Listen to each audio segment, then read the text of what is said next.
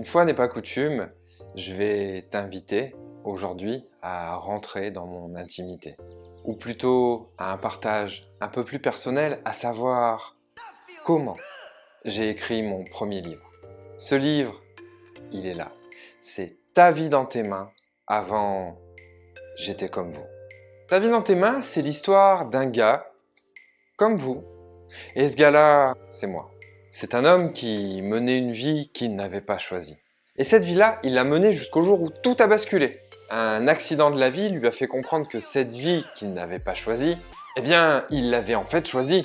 Bon, je vais arrêter de parler à la troisième personne parce que je vais finir avec un dédoublement de la personnalité. Le personnage que vous allez découvrir dans ce livre, c'est en fait l'ancien moi. Et tout ce que vous allez trouver dans cet ouvrage est entièrement vrai. Je tiens à le préciser.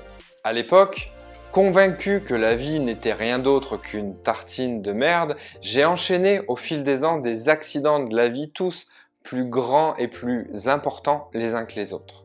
Des accidents comme celui-ci. Et ma révélation, je l'ai eue à un moment très précis. Et cette révélation est survenue le jour où l'on m'a posé le diagnostic suivant. Tumeur veineuse métastasée de stade 2 en progression de 2,5 cm. Et je dois vous avouer qu'à ce moment-là, on se sent extrêmement seul. Mais par contre, ça m'a conduit à faire un choix. À compter de ce moment précis, une affirmation aujourd'hui évidente n'a plus jamais quitté mon esprit. Je me suis dit, plus jamais je ne subirai ma vie. Alors évidemment, je dois vous avouer qu'aujourd'hui, avec le recul, ça tombe sous le sens.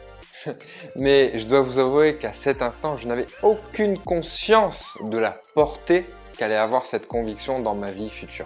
Parce qu'il faut quand même admettre qu'une généralité de personnes, comme moi à cette époque, ont cette fâcheuse tendance à se laisser un petit peu porter par la vie. Et c'est à mon sens aujourd'hui une grande bêtise parce qu'en faisant cela, on choisit de ne pas choisir sa vie.